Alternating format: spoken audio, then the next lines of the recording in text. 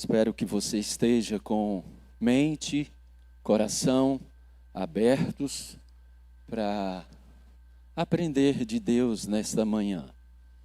E o assunto que eu vou compartilhar e quero com os irmãos nesta manhã é um assunto muito importante na nossa caminhada cristã, que é sobre arrependimento.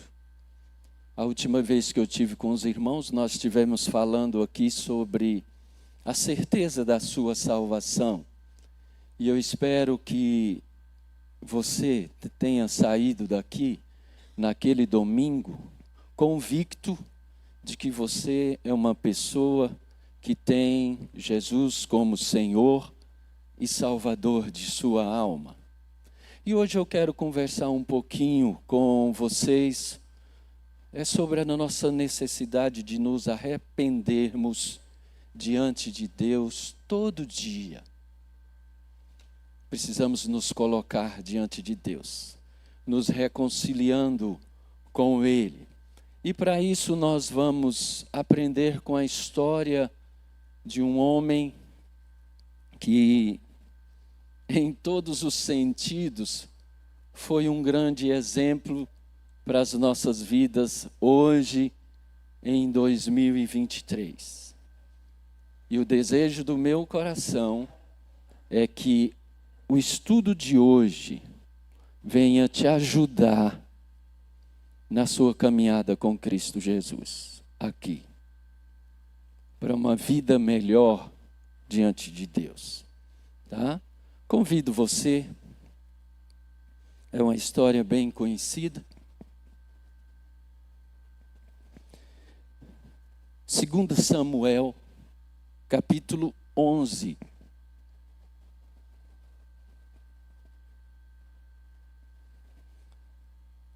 Segunda Samuel, capítulo 11. Nós vamos caminhar um pouquinho aí, dentro do capítulo 11, 12. E também nós vamos dar uma olhadinha nos Salmos 32 e o Salmo 51. Tá? Então esses serão os textos dos quais nós vamos aprender da palavra de Deus nesse dia. Tá? Nós vamos ler, e eu quero que você leia comigo, do capítulo 11.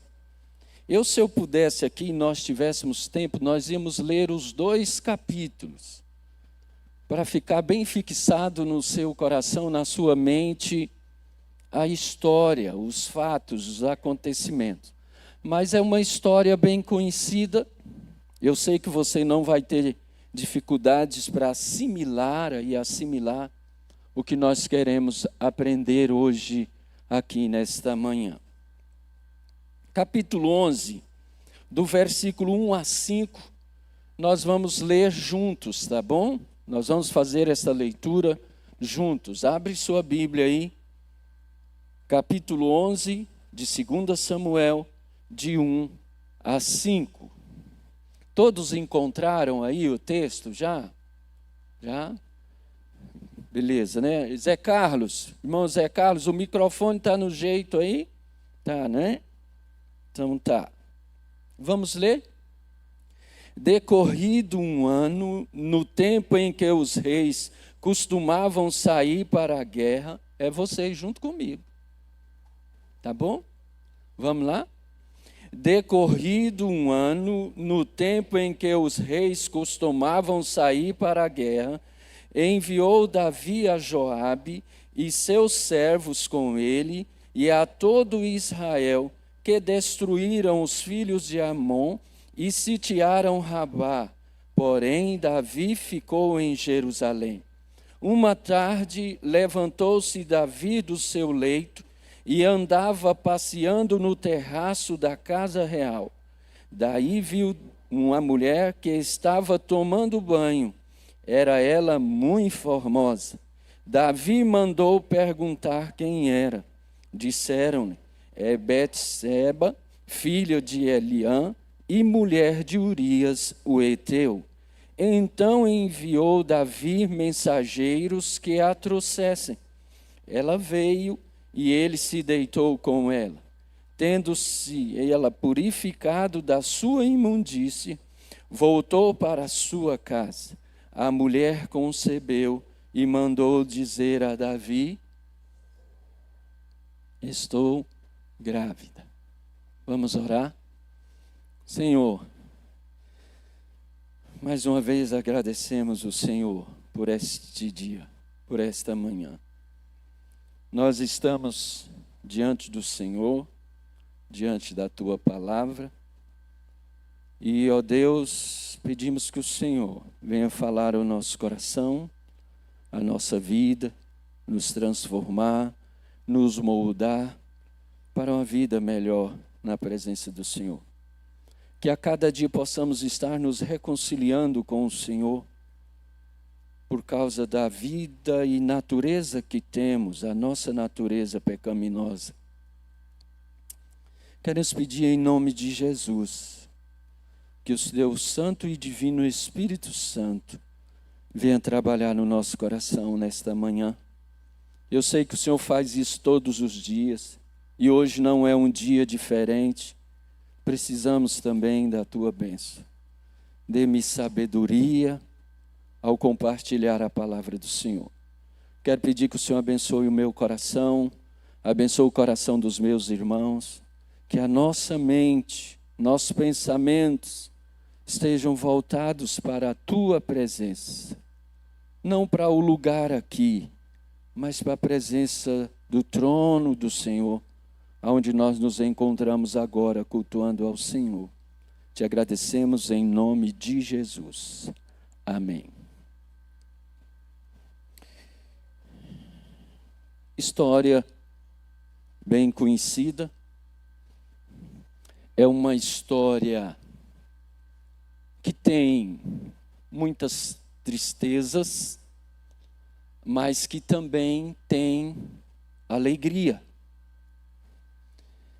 E eu quero usar junto com você a palavra de Deus hoje, nesta manhã, para que eu e você possamos refletir sobre a nossa vida diante de Deus, diante do Senhor.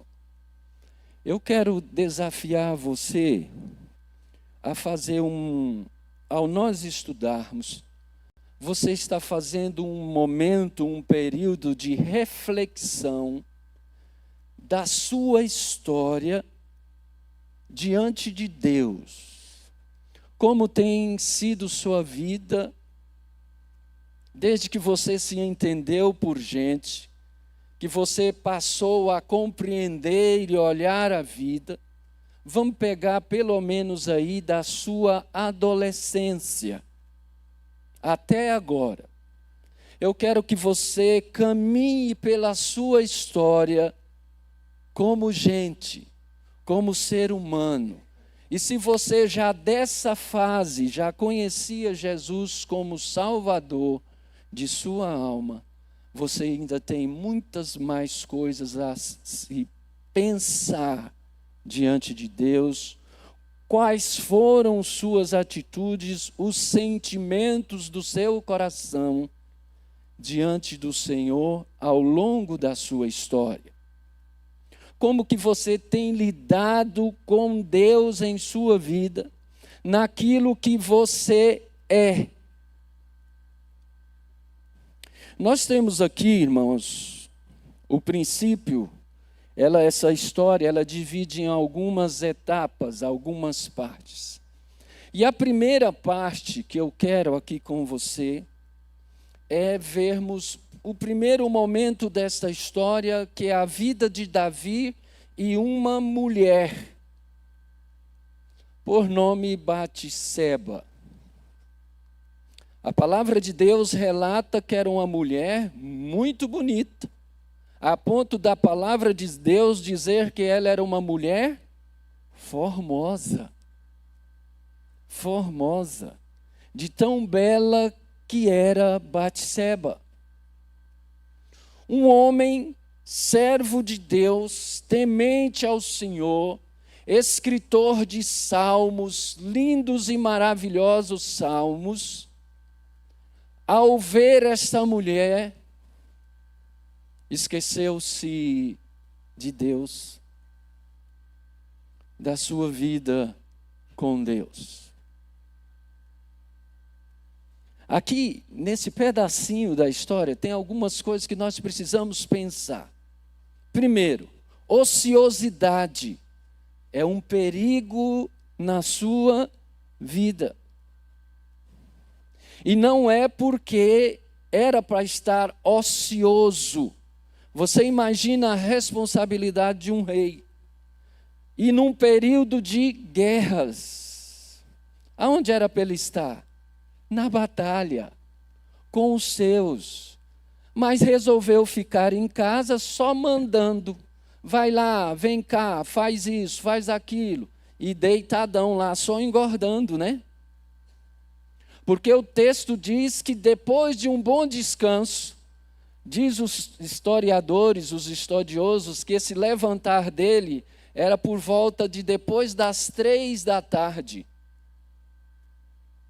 Um bom almoço, um bom cochilo. E aí levantou, ao invés de procurar o que fazer, foi contemplar a cidade do terraço do palácio, do terraço de sua casa. Será que não tinha coisas a resolver, irmão Helder? Com certeza tinha, não era? Cuidado com a ociosidade, o não fazer nada, ficar muito desocupado. A mente pode trilhar por caminhos perigosos para a minha vida, para a sua vida. E a palavra de Deus diz que a mulher estava tendo o seu higiene, o seu momento de higiene. Mas Davi do alto contempla a mulher. Eu não sei que distância tinha isso aí, mas que era de uma distância da qual dava bem para ele ver a beleza da mulher.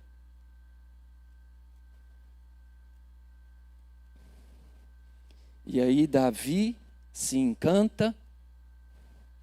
O que Tiago diz para nós? O que gera o pecado?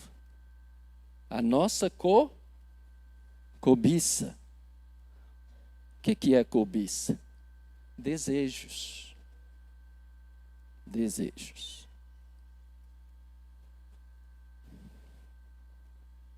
E quando ele bate o olho naquela mulher, um homem que já tinha tantas mulheres, né, como relata a palavra do Senhor, mas ocioso, provavelmente por ser rei, se achava o tal, podia tudo, né?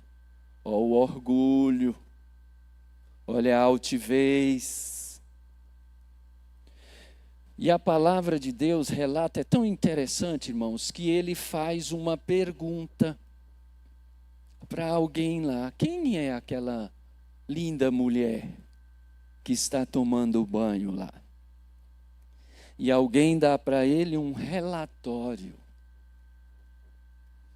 Ah, é Batseba, filha de Eliã.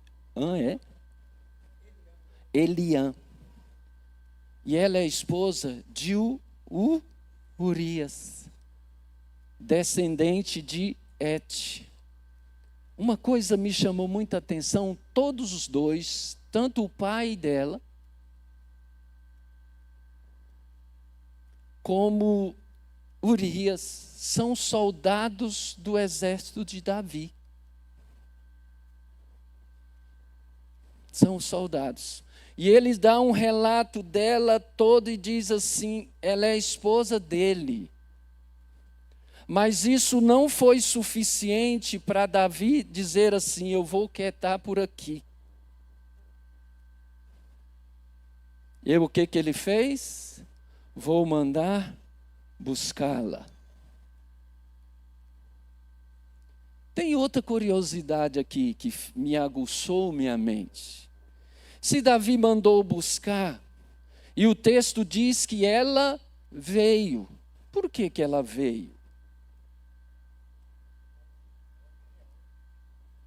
Por que que ela veio? Será, Rose? Será que ela não poderia dizer que não iria? Que poderia esperar meu esposo voltar da guerra? Poderia. Era ordem real. Por que Batseba foi? Gente, tem tanta curiosidade no texto que talvez a gente não tenha respostas. Mas a gente só olha para a vida de Davi. Você não olha para a história da casa da mulher dentro de algumas situações. Então o rei manda chamar e ela vem. E a palavra de Deus diz que Davi deita com aquela mulher e ela engravida. Há umas coisas aqui também interessantes. A palavra de Deus diz que ela estava se higienizando de sua imundície. Sabe o que é essa imundície? Que a palavra está? É o período menstrual, menstruação. Estava terminando o período menstrual de Batseba. Então ela estava naquele período da limpeza, da purificação. Alguns entendem que é este o momento. Então existe algo importante aqui. Se é este o momento, não tenha dúvida que o filho é de Davi. Porque até aí lá ela tinha terminado de passar um período da sua menstruação. Já parou para pensar nisso? Como é maravilhosa a palavra de Deus para nos ensinar.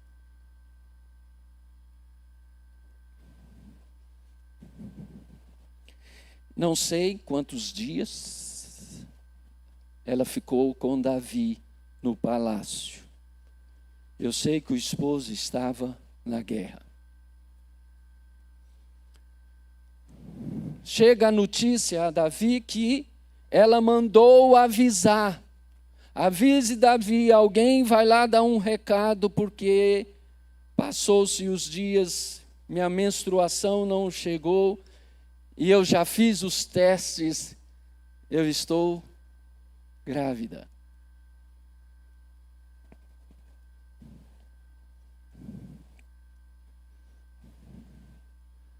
Ociosidade. Cuidado com a ociosidade. Cuidado com a cobiça. Cuidado com os desejos do teu coração. Cuidado, Ismael, com os desejos do seu coração. Por isso eu quero que você dê uma olhadinha para a sua história. Hoje aqui. Aí, diante disso, a palavra de Deus diz que Davi, não está escrito assim, mas eu quero lhe dizer que ela diz que ele se encontrou em apuros. E agora? O que eu vou fazer? Eu preciso bolar planos. A mulher tem esposo. E é meu soldado, e um importante soldado, um soldado fiel.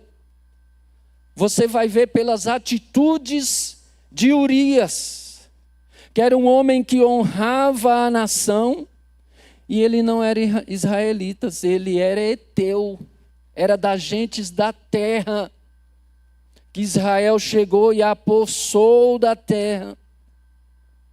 Mas é um soldado fiel ao seu exército, ao seu Senhor.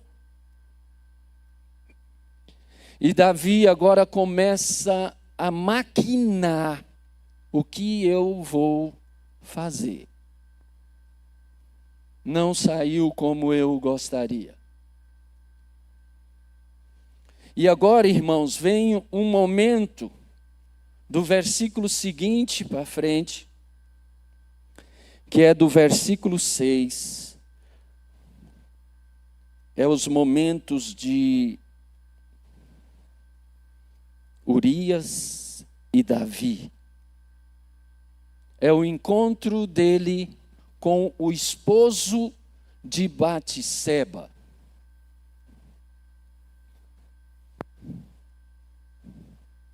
O que ele planeja? Vou chamar Urias para casa. Precisam me dar relatório da batalha. E a minha estratégia vai ser agora trazê-lo aqui, fazer ele ir para casa e coabitar, deitar com sua esposa. Aí eu me livro. Eu vou escapar dessa ileso, beleza. E ele manda um recado a Joabe. Joabe, me manda Urias. Provavelmente mandou um mensageiro. E esse mensageiro vem com urgência. Urias vem enviado por Joabe. E quando você pode olhar no texto, Urias chega, Davi pergunta, e aí Urias, como está a batalha? Como vão as coisas lá? Urias, vamos fazer o seguinte, você é um soldado muito especial, obediente, eu quero te dar umas folgas, pela tua fidelidade, pelo teu compromisso com Israel. Vamos fazer o seguinte, vai para casa, lava os pés, toma um belo banho e aproveita, deita com a esposa. A linguagem era essa. Vai lá, descansar, deita com Batseba, desfruta, depois você vai vir e a gente volta para a guerra.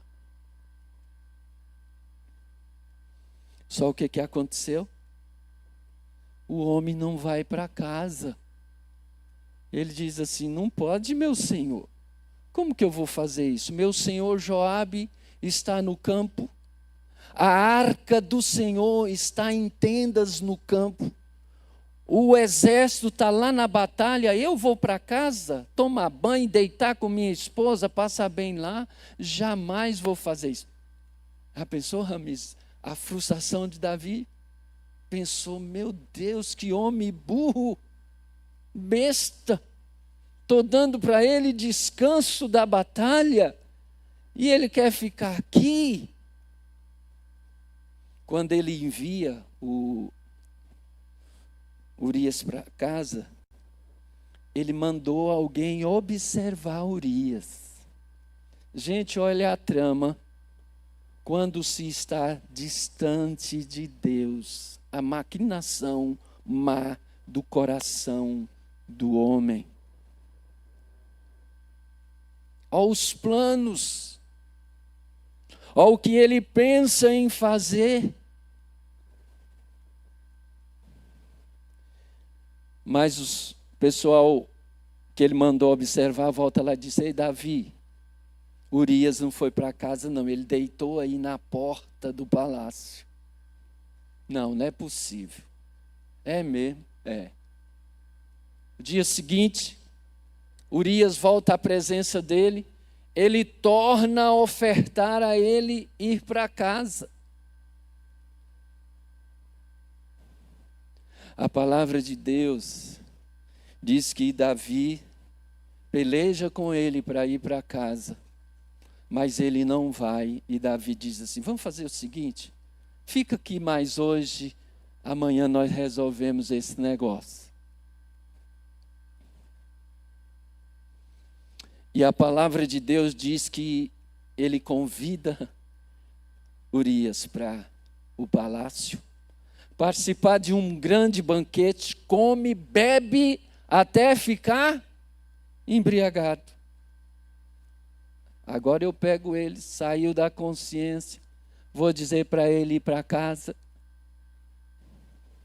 E o homem não vai. Aí dizem para ele assim, Davi, Ele saiu, mas deitou na cama dele aqui junto com os servos do palácio.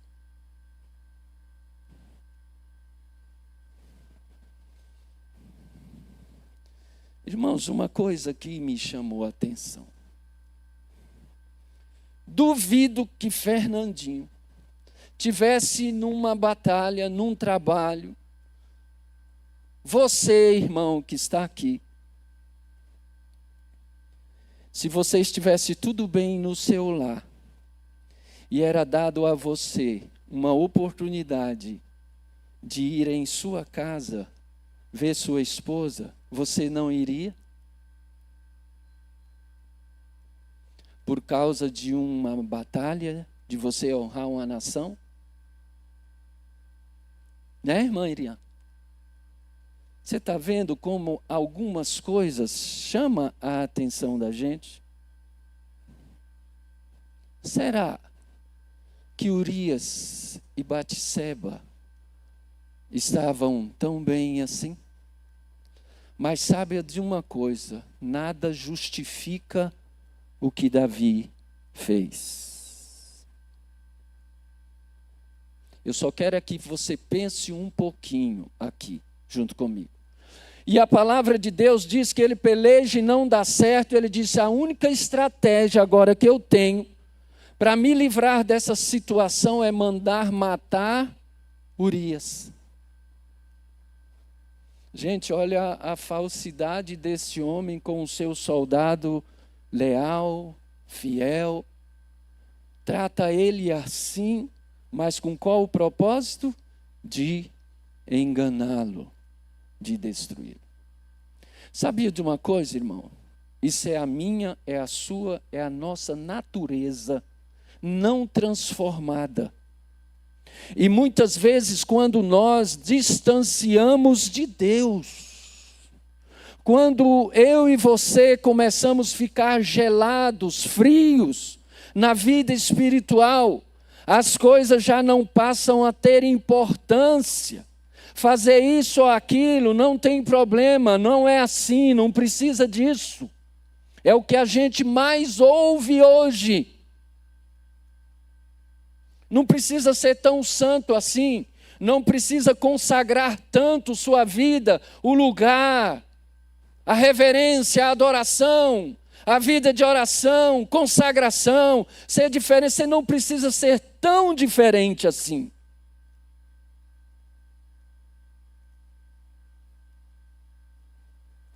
Então Davi vai, escreve uma carta, gente, e dá para ele, Urias,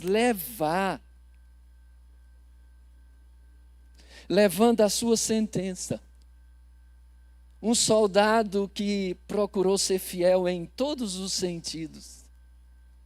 E ele chega e entrega a Joabe, Joabe lê, coloque Urias na frente da batalha, no lugar mais perigoso, e deixe ele só. Isso não dói seu coração, não? O meu dói.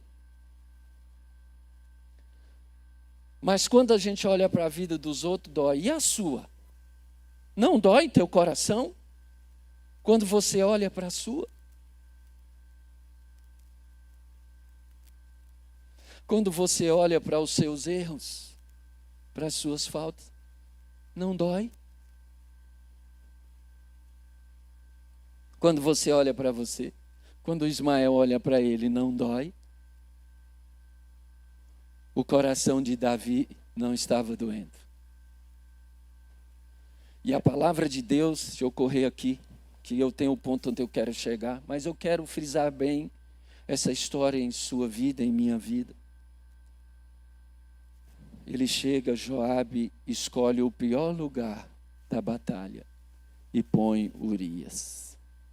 Mais agravante ainda, só morre Urias?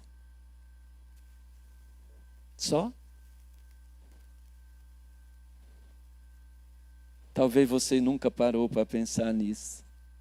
Morreram muitos outros homens naquela batalha, por ordem de Davi.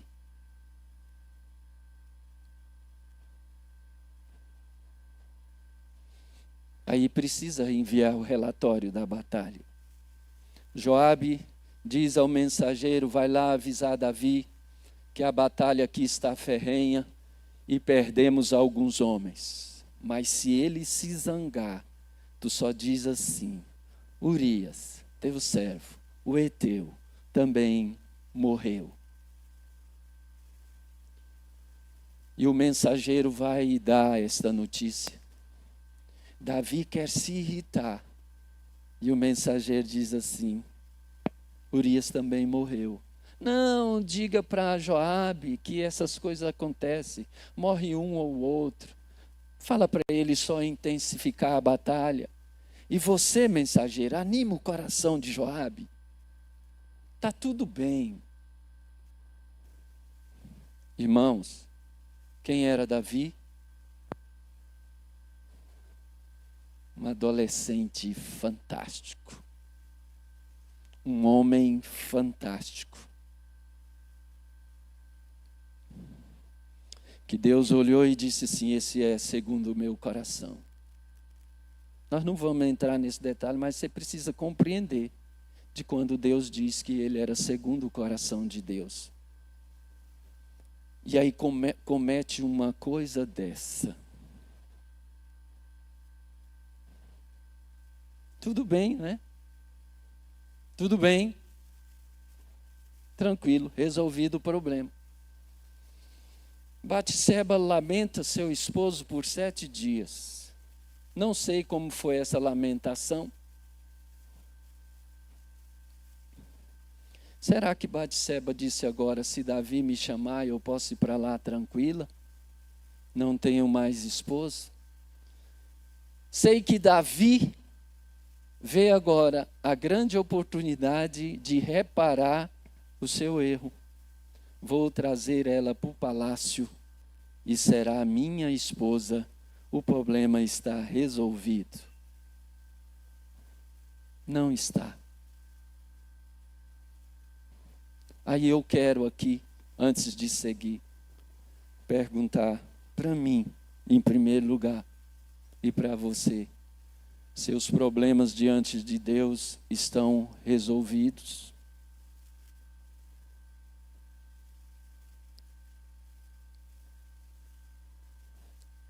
Sua vida com Deus está resolvida?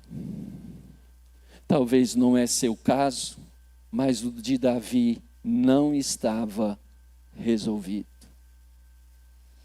Já que Davi não ia ter uma postura diante de Deus, aqui é marcante.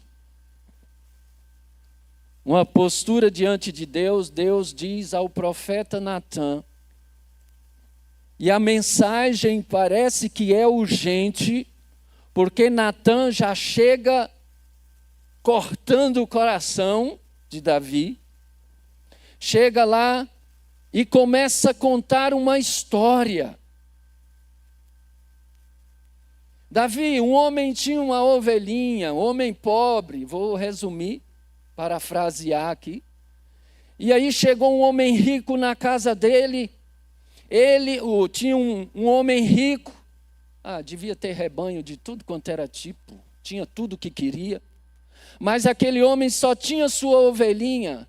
E chegou uma visita na casa do rico. Você não há de ver, Davi, que o homem rico, pegou a única ovelhinha que o homem tinha, sacrificou, matou, fez churrasco para o visitante da casa dele. Você já pensou, Davi? O que se faz com um homem desse, Davi? Eu quero te fazer uma pergunta para você, irmão, aqui. Quando você toma conhecimento do pecado de um irmão seu, qual é o sentimento do seu coração?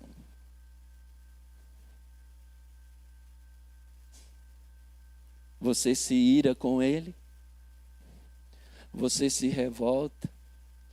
Você despreza? Você difama? Ou você compadece? Ou você age com misericórdia, ajuda na correção, mas com misericórdia? Ou se posiciona como Davi se posicionou? Porque Davi achou que Deus não estava sabendo. E a palavra de Deus diz, isso eu quero ler com você.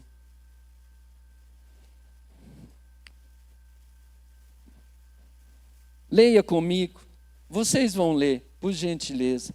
Capítulo 12 de 2 Samuel.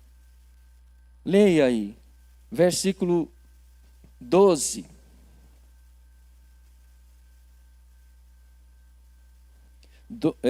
Capítulo 12, versículos 5 e 6. Leia bem alto, tá bom? Bem alto. Veja o que Davi sentiu e mandou o que deveria ser feito. Pode ler. Então,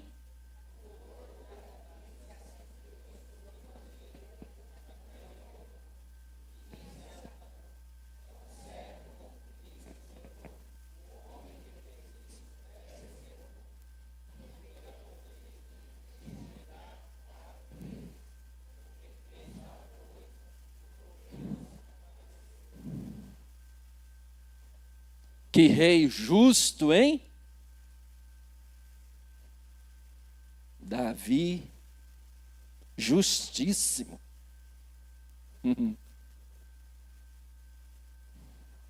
Justíssimo.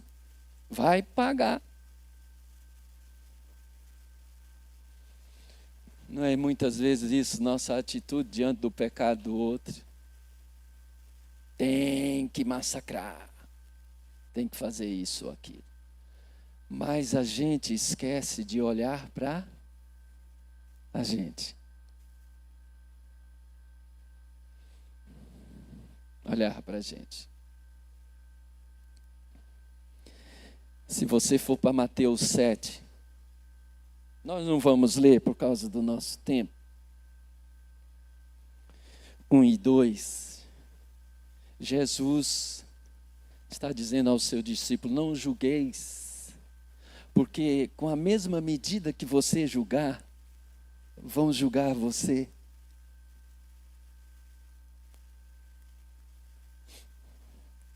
Muitas vezes você está sentenciando a você mesmo o que é para fazer contigo diante do seu erro. A palavra de Deus diz que Davi se irou e disse, esse deve pagar. E ele vai pagar 4 vezes.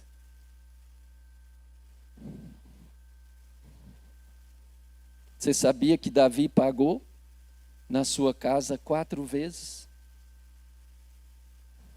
A sentença que ele deu, e a sentença era para ele mesmo. Sabe por quê? O versículo 7 diz, então disse Natã a Davi, tu és o homem. É tu, Davi, o homem rico, que pegou a única cordeirinha que o pobre tinha e matou. Só citar para você, os 4 pagamentos na casa de Davi, na sentença que ele deu. O bebê de Batseba, que morreu. Aminon, que foi assassinado por Absalão. Absalão, que foi morto. E Adonias, que foi morto. Os textos são 2 Samuel 12, 18, 2 Samuel 13, 28 e 29, 2 Samuel 18, 14 e 1 Reis 2, 24 e 25.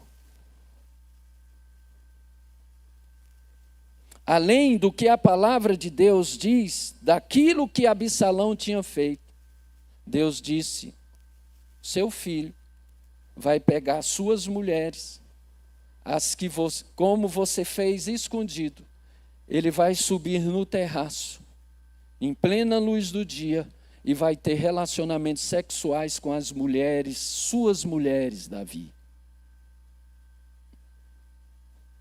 E a palavra de Deus diz que isso aconteceu. Que isto aconteceu.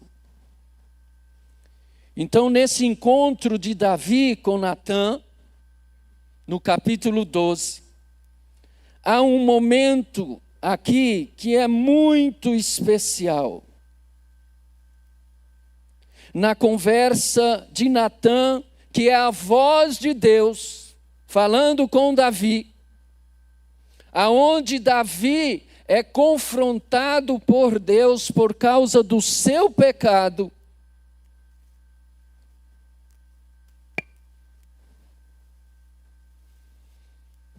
Eu acho que esse é o maior momento de toda a história na vida daquele homem.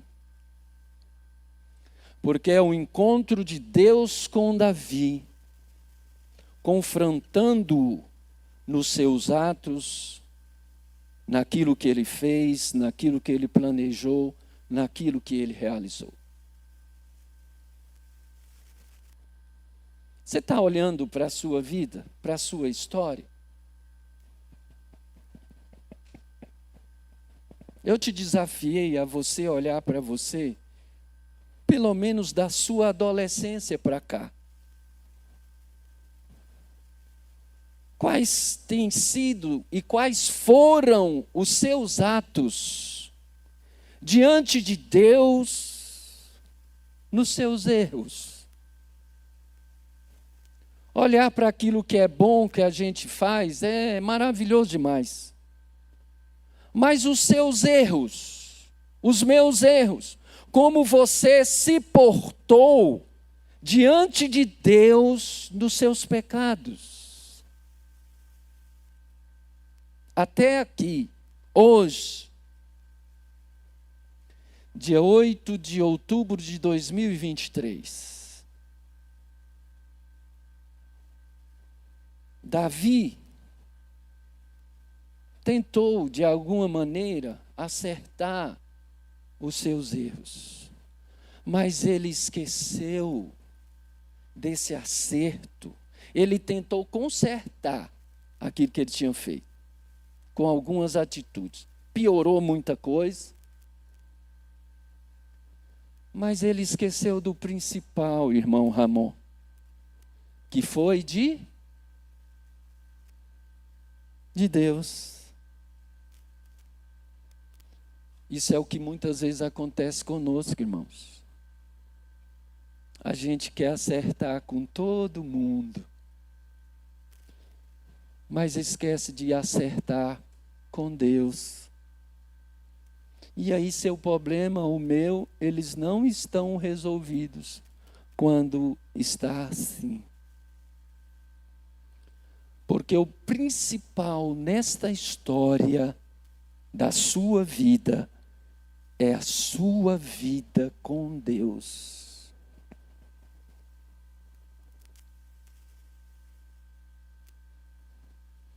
Aqui eu tenho 25 minutos para partilhar com você o arrependimento.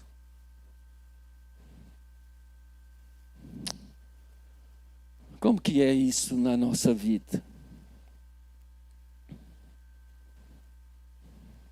Angélica, vai ler para mim, Angélica, para nós.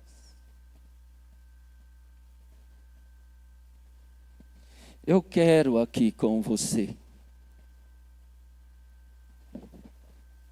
pensar sobre o arrependimento. Pode trazer aqui para ela, irmã, aqui.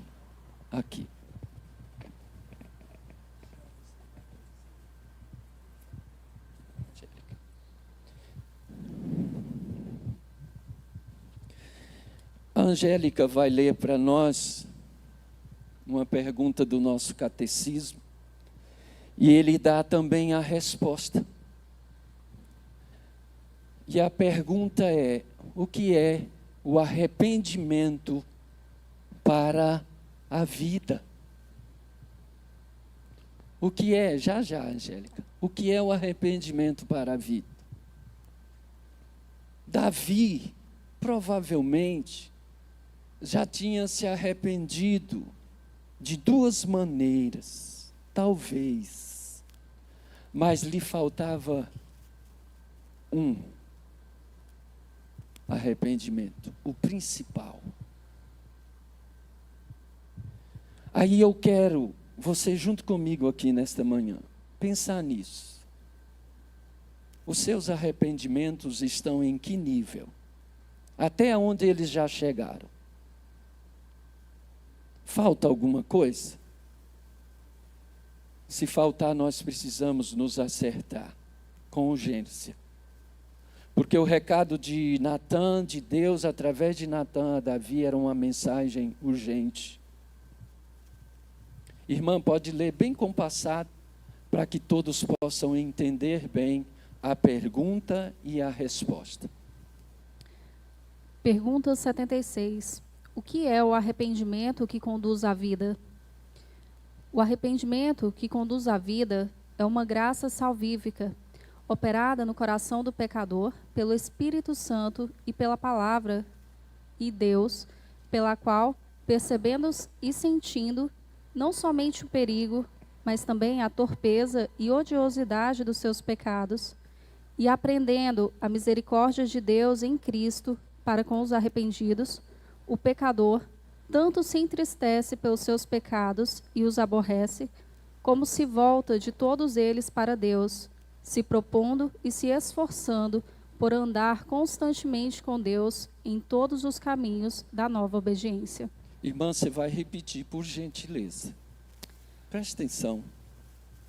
O arrependimento que conduz à vida é uma graça salvífica, operada no coração do pecador pelo Espírito Santo e pela palavra de Deus, pela qual, percebendo e sentindo não somente o perigo, mas também a torpeza e odiosidade dos seus pecados, e apreendendo a misericórdia de Deus em Cristo para com os arrependidos, o pecador tanto se entristece pelos seus pecados e os aborrece, como se volta de todos eles para Deus, se propondo e se esforçando por andar constantemente com Deus em todos os caminhos da nova obediência.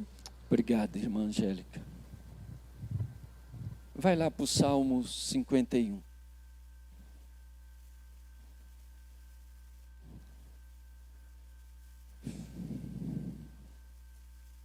Irmãos, eu vou citar 3 coisas aqui do arrependimento.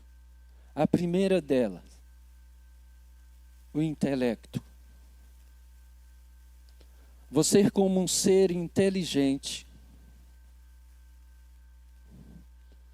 uma das primeiras coisas que precisa acontecer do arrependimento de você, meu e seu, é você entender. Por isso que a palavra de Deus nos ensina a fazer tudo com entendimento.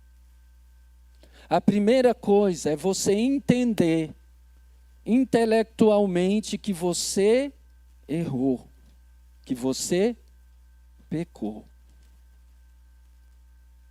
Certo? Você reconheceu que errou. Tá? O que ocorre muitas vezes conosco é porque às vezes o seu arrependimento para aí. Você entendeu, esse negócio não está bom, não está certo, eu quieto aqui.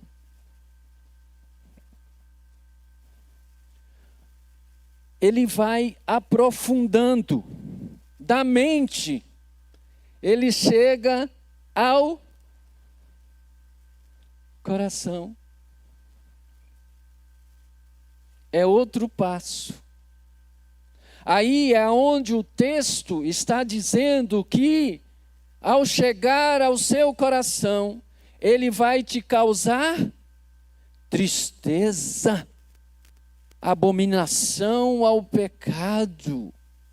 Você vai abominar, vai te causar uma tristeza profunda pelo erro cometido. Só que muitas vezes paramos aqui, me entristeci, me entristeci. É tão interessante a conversa de Natã com Davi, porque se você for só lá, você vai dizer, você vê assim, Davi diz, eu pequei contra o Senhor. Aí Natã diz assim, ele também te perdoou. Olha que bênção. Porque Davi merecia morrer. Você percebe na história que todas as outras coisas que Deus disse aconteceu. A única coisa que não aconteceu com Davi foi a morte. Porque Deus disse, você não vai morrer, Davi. Eu te perdoei.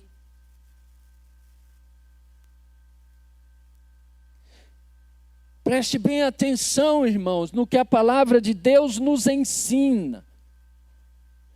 Que você precisa entender que você pecou, você precisa entristecer por causa do seu pecado.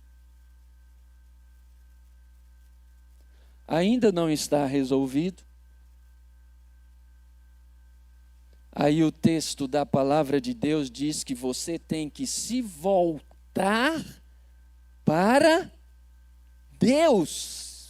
Você precisa reconhecer o seu pecado diante de Deus. Enquanto estiver no nível da intelectualidade, da inteligência, só do sentimento emocional, da tristeza, o seu pecado, o meu pecado, eles não estão resolvidos diante de Deus. Você ainda não foi perdoado. Porque você não chegou a reconhecer que você cometeu um pecado diante de um Deus santíssimo.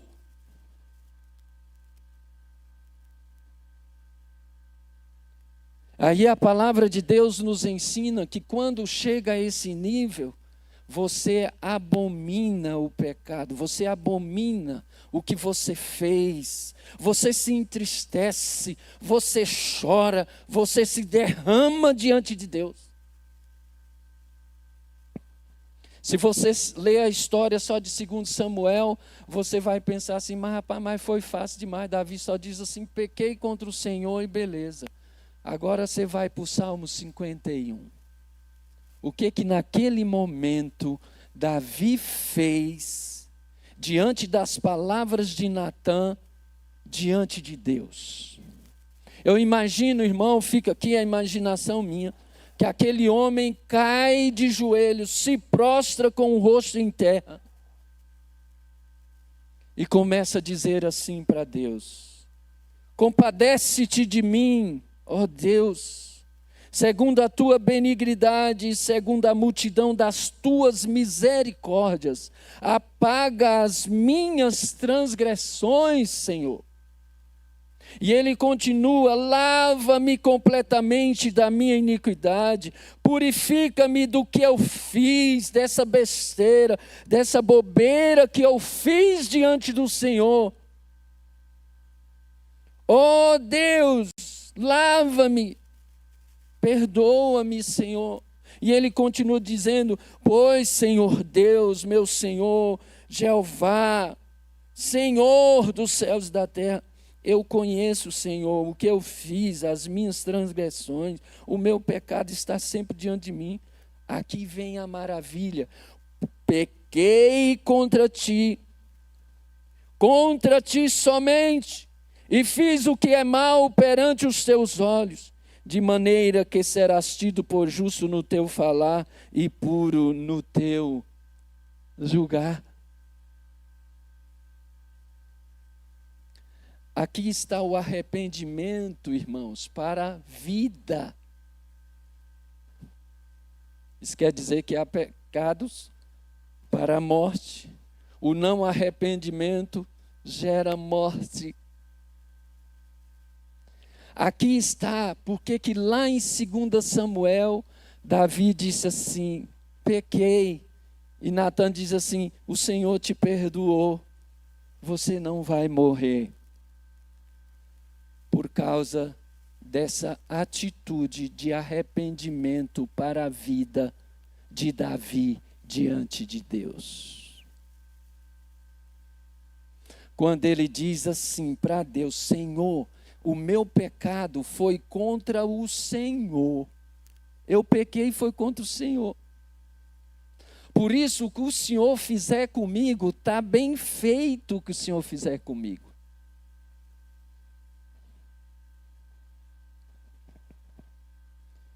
Agora vem uma coisa aqui, irmãos, e que eu e você precisamos correr atrás mesmo, com todo o afinco, com todo o empenho, com toda a santificação, com toda a consagração de vida.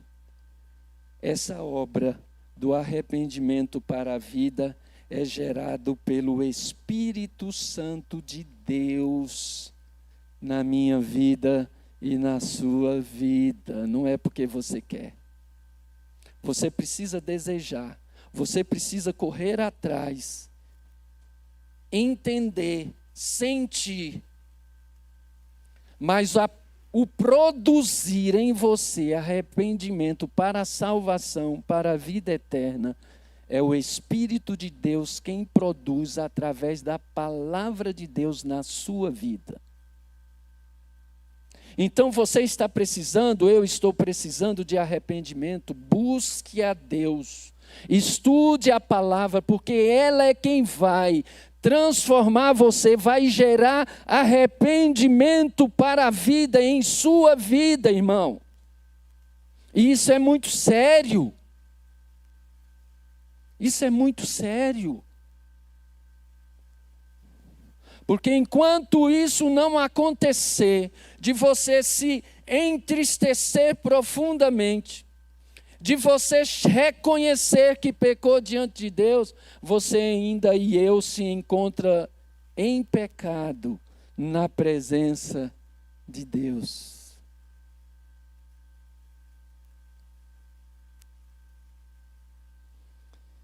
E aí vem, irmãos, porque esse homem, ele continua reconhecendo diante de Deus o seu pecado, e ele diz: cria em mim, ó Deus, um coração puro.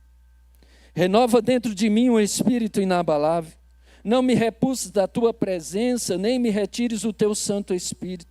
Perdeu a alegria de servir a Deus. Restitui-me a alegria da tua salvação e sustenta-me com espírito voluntário. Estava longe de Deus, estava lá, servia, cultuava, sacrificava, mas o coração longe. Quantas vezes a gente está assim aqui, não é?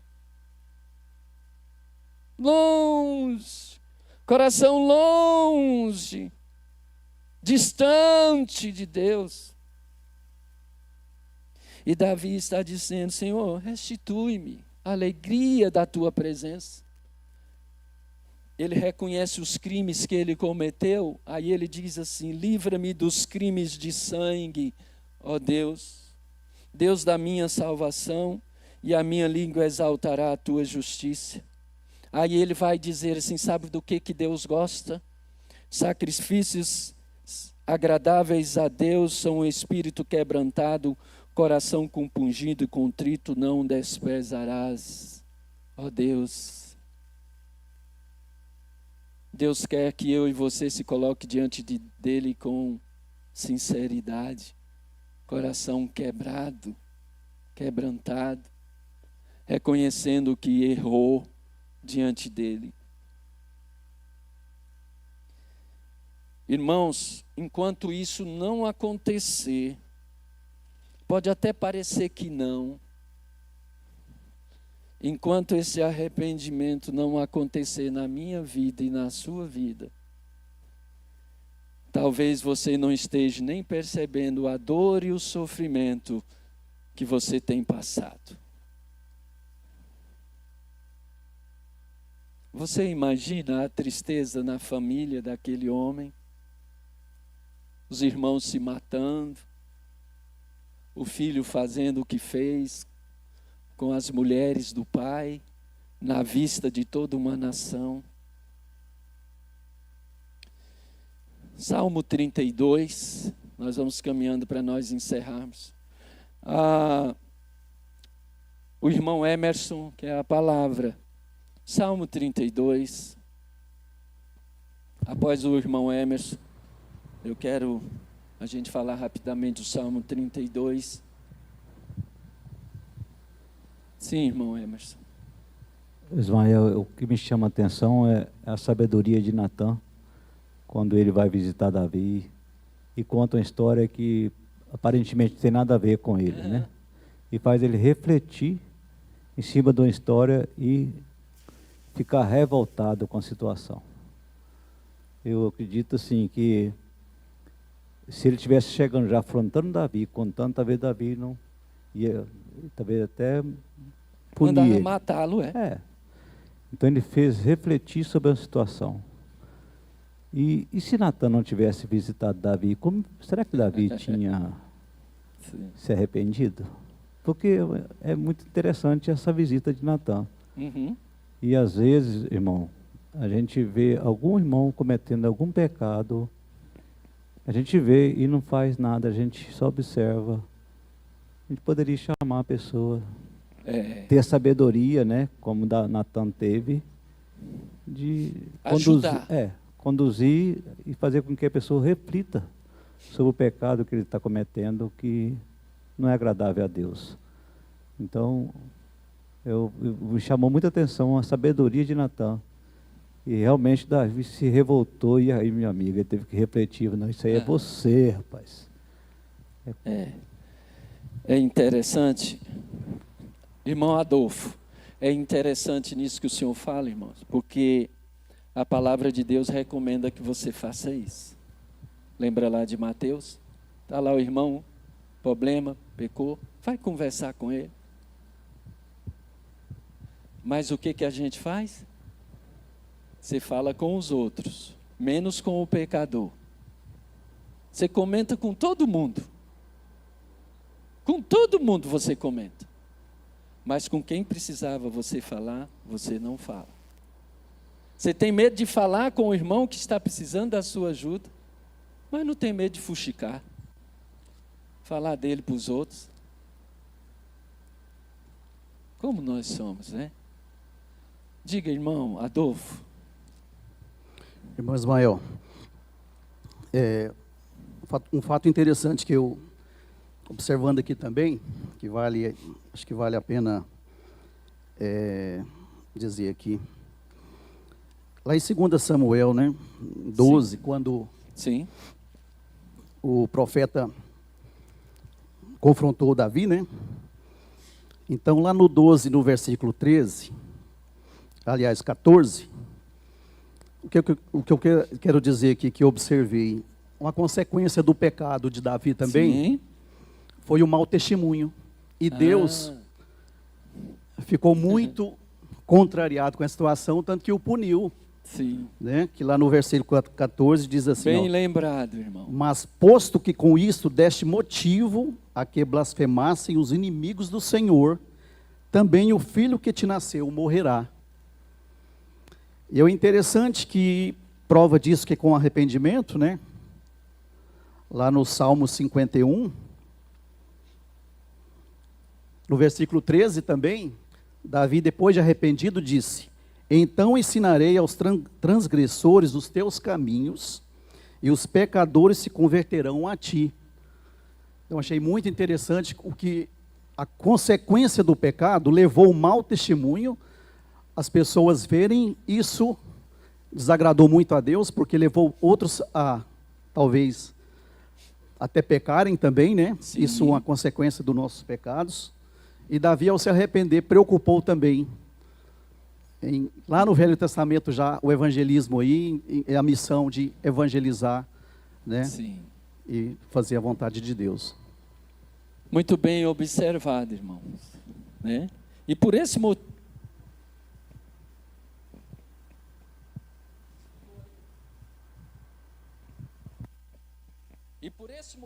do mau testemunho dele,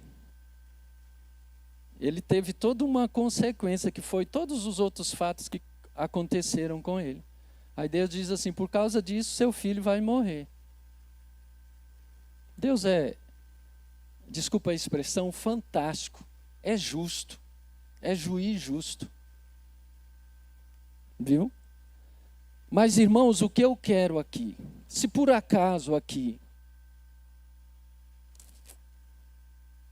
ainda há em nós o não reconhecimento do nosso pecado diante de Deus, eu tinha dito anteriormente que talvez você está sofrendo, padecendo, não sei se você está percebendo, porque você ainda não se dobrou diante de Deus, reconhecendo que você pecou diante de Deus. Não tem jeito. Um dia ou outro você vai se prostrar diante de Deus. E é necessário isso. Você, se prostrar diante de Deus, reconhecendo o nosso pecado. Salmo 32, o versículo 3 diz assim: enquanto calei os meus pecados, envelheceram os meus ossos pelos meus constantes gemidos todo dia. Porque a tua mão pesava dia e noite sobre mim, e o meu vigor se tornou em sequidão de estio, secura, secou tudo, me dói, eu sofro, eu padeço, enquanto não confessei, sofria, Davi está dizendo. Enquanto calei, como é difícil, como foi difícil ficar calado, não correr para os pés de Deus, a quem é o principal, o que é justo, que julga retamente a minha vida. Eu não reconhecer que eu errei diante dele. Eu posso reconhecer diante de todos. Você pode reconhecer diante de todos nós aqui. Mas enquanto você não reconhecer diante de Deus, não está completo o seu reconhecimento de pecado diante do Senhor. Deus é o principal, onde eu e você precisamos reconhecer que ofendemos a Ele. E Ele disse assim, e por isso Ele fez: confessei-te o meu pecado e a minha iniquidade, não mais escondi do Senhor. Apesar de que eu não posso esconder, mas vivia como se tivesse oculto aos olhos de Deus. Disse: confessarei ao Senhor as minhas transgressões. E quando confessei, tu perdoastes a iniquidade do meu pecado. Tu és o meu esconderijo, tu me preservas da tribulação e me cerca de alegres cantos de livramentos.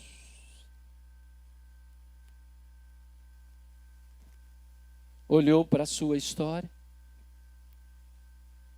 Eu tenho feito muito isso nesses últimos dias. Ontem eu estive na casa do Romualdo, fui lá tomar um delicioso caldo. Ele me convidou para ir lá com a família. E o Romualdo contando como ele está hoje. Eu disse: Romualdo, a gente está se parecendo muito. Eu disse: que idade, Romualdo? Você é mais velho ou mais novo que eu? Ele disse: não, moço, nós somos da mesma idade. Eu sou mais velho que o Romualdo 6 meses. Eu disse: Romualdo, nós estamos naquela fase que a gente está olhando para a nossa vida e reavaliando a nossa vida. Os 60 anos é bom demais para uma reavaliação da vida da gente diante de Deus. Aí eu já percebi o Romualdo mais sensível. Até comentei com a esposa, viu, Romualdo? Disse: amor, você já viu que o Romualdo chora mais fácil?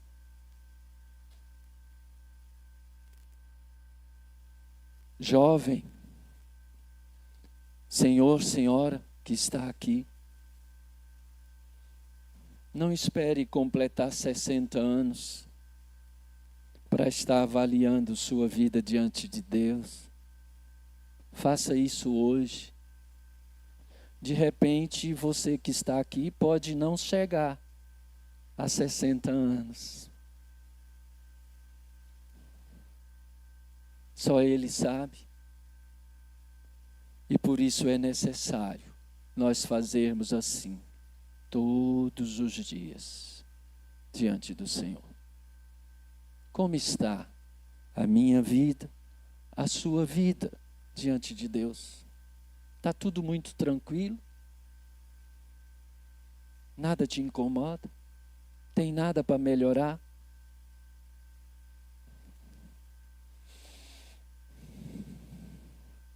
Confessei o meu pecado e eu tenho paz. Para encerrar, Davi deu nome ao seu filho, que nasceu posteriormente, Salomão. Paz, Shalom. Tenho paz diante de Deus. Estou aliviado, estou curado do meu pecado. E Natan chama o menino de Gedidias, amado do Senhor. Tenho paz e sou amado do meu Senhor.